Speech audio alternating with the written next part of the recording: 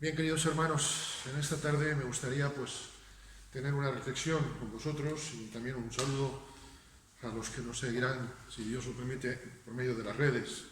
Bueno, que sigan a Jesús. Nosotros, si ven nuestro vídeo, pues que les pueda animar a eso.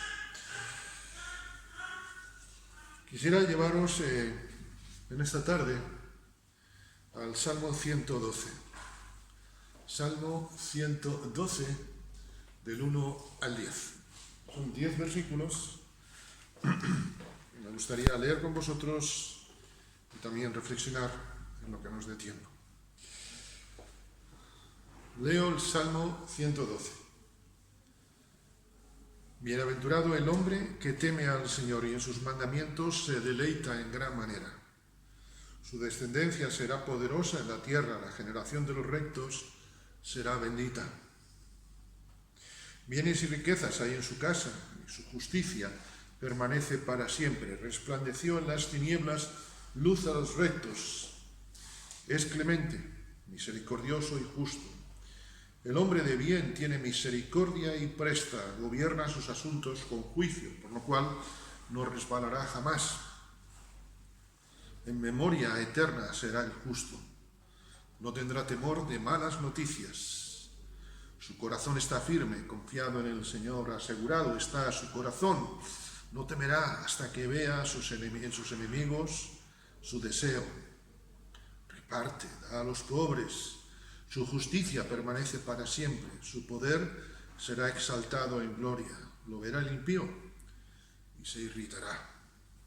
Crujirá los dientes y se consumirá. El deseo de los impíos perecerá. Queridos hermanos, el libro de los Salmos es un libro bastante profundo, poético 100%, obviamente era el cancionero, era el himnario nacional del pueblo de Israel. Pero es curioso, el otro día meditábamos en el taller de predicadores, que el Salmo 1 empieza diciendo: bienaventurado el hombre que no anduvo en consejos, y todo el libro de los Salmos es el desarrollo prácticamente de eso, y así termina el Salmo 150 diciendo: todo lo que respira, alabe al Señor, porque se vive todo ese proceso. Dice nuestro Salmo que bienaventurado el hombre que teme al Señor. Confiar en el Señor, en este además mundo de desconfianza que vivimos, confiar en el Señor no solamente es bueno, sino que es lo mejor que hay.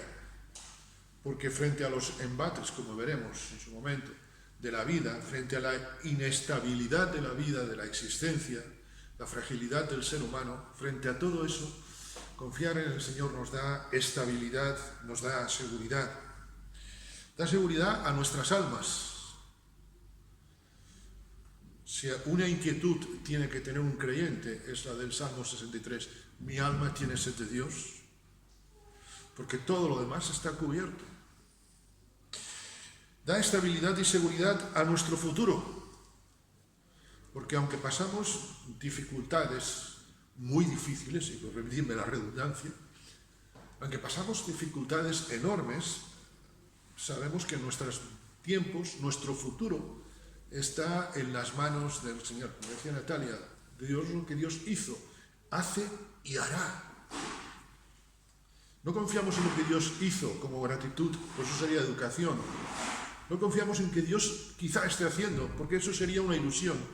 Y no confiamos en que Dios quizá hará, porque eso sería también una ilusión. Y nosotros no tenemos ilusiones, tenemos esperanza, tenemos seguridad en el Señor. No hay mayor prosperidad, como decía el Salmo 1, todo lo que hace prosperará. Y no hay mayor prosperidad para el ser humano, ¿sabéis qué cuál? Que tener la eternidad en la presencia de Dios. Porque todo es pasajero. Decía Jesús en una de sus parábolas: necio, esta noche vienen a pedirte tu alma, y lo que has atesorado, ¿para quién será? Si la prosperidad es eso, entonces, ¿de qué merece la pena la vida, no? Confiar en el Señor es lo mejor que hay, porque da estabilidad y seguridad. Y como digo, ese Salmo 1, al que aludimos y que conocemos, que permitidme como introducción, es, creo que, una realidad porque toda acción tiene su reacción, toda decisión tiene sus consecuencias. Cuando hinchamos una rueda, sabemos que si metemos aire, como en el dibujo, ¿verdad? Si metemos aire, se va a hinchar la rueda. Hay una acción, la reacción es la del llenado. Si nos tomamos un medicamento, sabemos que, salvo que las cosas se nos pongan muy crudas, va a haber una reacción en nuestro organismo. Hay una acción y una reacción. Y si sembramos tomates, lo lógico es que de tomates. Hasta ahora no se ha descubierto que si siembras lechugas des manzanas. No. Lo que sembramos recogemos, diría el apóstol Pablo, cada uno cosecha lo que siembra. Gálatas 6:7. En los libros de los Salmos se nos presenta la vida con Dios como algo que es voluntario por nuestra parte. No estamos obligados a confiar en el Señor, pero sí que somos libres, por lo tanto, de aceptarla o rechazarla. Por lo tanto, somos responsables. No olvidemos, como diría el apóstol Pablo, precisamente en Romanos 14:12, que cada uno de nosotros dará a cuenta a Dios. Y me gusta mucho, creo que es la versión de la palabra, que dice, cada uno dará cuenta a Dios de sí mismo. Yo no voy a poder dar cuenta de que hice cosas, a lo mejor presionado por uno de vosotros. Dios me va a decir, esos son zarandajas, esos son tonterías. Cada uno dará cuenta a Dios. ¿Por qué no creíste en el Señor? En el infierno habrá muchos que a lo mejor no habrán creído en el Señor, bueno, a lo mejor, a lo peor. No habrán creído en el Señor presionados por la familia, presionados quizá por el entorno. Cuando confiamos en el Señor sabemos que hay esperanza y sobre todo hay una dicha. Bienaventurado es la expresión, como todavía creo que desde esta plataforma se decía, ¿verdad? Menuda suerte, qué bendición, qué suerte tan grande tiene. El sentido de suerte en el sentido de fortuna, de buena fortuna. Confiar en el Señor, como decía, nos lleva pues a la alabanza. Todo lo que respire, alabe al Señor. Es fácil alabar a Dios cuando las cosas nos van bien, pero en los Salmos nos encontramos distintas temáticas que nos dicen que el cristiano también llora, como decía aquella novela, ¿verdad? Los ricos también lloran, los ricos, por excelencia, espirituales, también lloramos. También reímos, cuidado. Cuando tenemos, por ejemplo, el dolor por la partida de seres queridos, esta noche hemos orado por los tristes. ¿Quién de nosotros? Pero como eres un bienaventurado, a pesar de todo, alabas a Dios. Me decía hace tiempo una pastora, estaba pasando una situación, de hecho todavía su enfermedad sigue. Dice, Jonathan, y menos mal que tengo al Señor, porque yo me imagino esto sin el Señor y es una pastora que vive sola. Esto tiene que ser tremendo, Y ya lo paso mal. Pero a pesar de todo, damos gracias a Dios porque su poder se perfecciona en nuestra debilidad. Pablo es lo que dice. El Señor me ha dicho, bástate mi gracia te es suficiente. Yo no sé qué problema estáis pasando, los que os seguís por el vídeo, no sé qué problema estáis pasando los que estáis aquí en esta tarde. Pero el Señor dice, mi gracia es suficiente para ti. Alaba a Dios a pesar de todo. Cuando vivimos enfermedades propias, cuando vivimos sabemos que somos conscientes de que tenemos una enfermedad que a lo mejor nos va a marcar de por vida. También a veces esto le pasaba al salmista, ¿verdad? Hablaba de enfermedad.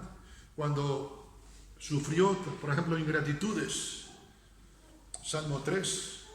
El Salmo 3 es un salmo escrito en un momento de las mayores ingratitudes de la vida, cuando lo quieren matar. Y quien lo quiere matar no es un cualquiera, es su propio hijo. No hay peor astilla que la de la propia madera, ¿no? Se dice, ¿no? Desde luego. Y aún así, dice el salmista, yo me acosté y dormí, porque el Señor, ¿qué? Me sustentaba. La confianza en el Señor funciona mejor que las medicinas de la seguridad social, con todos mis respetos a la seguridad social. ¿Y qué diremos? ¿Qué cristiano no ha pasado a veces problemas de caer en pecado? Tenemos el Salmo 51. Vuélveme el gozo, porque el pecado, perdónenme hermanos, el pecado es una tragedia. El pecado es una tragedia, no es un problema, es una tragedia, es algo más profundo que un problema. Y en ese mismo Salmo 51 encontramos, por ejemplo, que a pesar de haber caído en pecado, hay la bendición de la restauración, que podemos haber pecado. Obviamente no pecaremos para que la gracia sobreabunde, como diría el apóstol Pablo siglos más tarde, pero tenemos la bendición de la restauración. Bienaventurado aquel que es restaurado, aquel que ha confesado su pecado, ¿verdad? Y descubierto su falta y su pecado, dice la Escritura.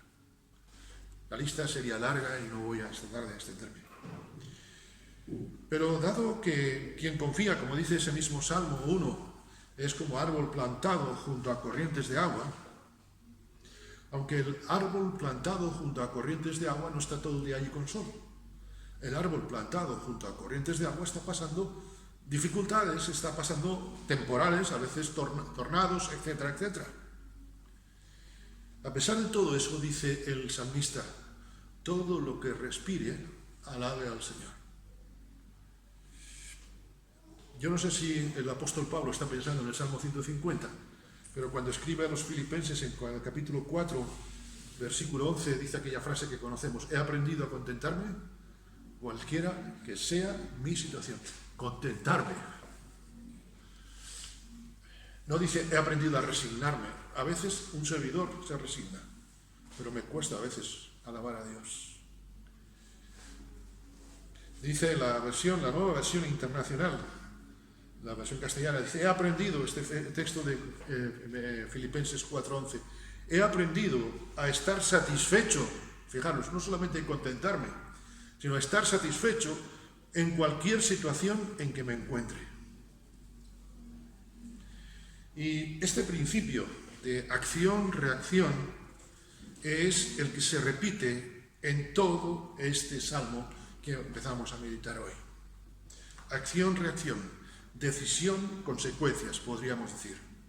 Todas nuestras decisiones, por ejemplo, una situación de pecado que vivió David cuando se llegó a Betsabé, decidió no ir a la guerra, eso tuvo consecuencias. Decide confesar su pecado, trae la consecuencia de la restauración. Todas las acciones, es un principio natural, como decíamos antes. En este salmo que acabamos de leer, el versículo 1 nos presenta la acción y los 9 versículos siguientes nos presentan la reacción.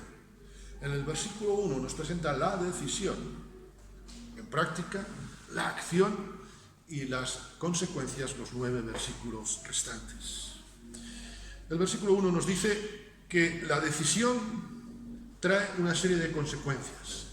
Y en cierto modo, como dicen algunos comentaristas, este Salmo 112 es un poco, sigue el esquema del primer Salmo. Recordáis que el primer Salmo dice, bienaventurado el varón que confía en el Señor, y nos dice las consecuencias de esa decisión y también las consecuencias del impío. Queridos hermanos, recordamos que, como dice el apóstol Pablo, a 2 de Timoteo, la palabra de Dios es útil. Hermano o hermana, si te vas con algo esta noche, recuerda, la palabra de Dios siempre tiene efectos en nuestra vida.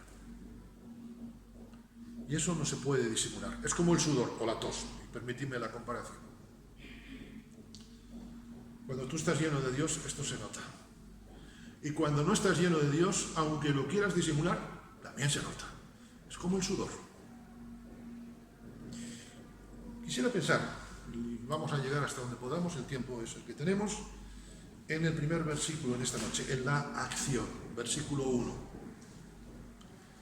Dice el versículo 1, bienaventurado el hombre que teme al Señor. Bienaventurado, bien sabemos, como decíamos, dichoso. Menuda suerte. La gente cuando a veces le toca el premio de la lotería en Navidad, dice, ¿qué suerte tuvo ese? Lo nuestro, nosotros no nos ha tocado el gordo de la lotería, nos ha tocado el gordo de la eternidad, permitidmelo decir. Lo voy a decir en palabras del Salmo 16. Es hermosa, las cuerdas me cayeron en lugares deleitosos, y es hermosa la heredad que me ha tocado. Y empieza el Salmo 16 diciendo, oh alma mía, dijiste a Jehová, tú eres mi Señor, no hay para mí bien fuera de ti. Cuando hay una decisión, hay unas consecuencias. La esencia de partir con un objetivo. Fijaros, el objetivo cuál es, ser bendecidos por Dios, pero sobre todo no es eso solamente, sino ser bienaventurados en un mundo que no es bienaventurado. Es muy interesante porque toda la escritura, pero este salmo y el Salmo 1, que en comparación, nos presenta que el amor a Dios, la vida en Cristo, es algo de bendición, no es un problema. Es más, la vida en Cristo no solamente es una bendición, es una suerte enorme, sino que tiene que ser causa de admiración, de envidia, permitidme por así decir, de los demás. Y yo en esta noche me pregunto con vosotros, ¿qué transmito yo a los demás?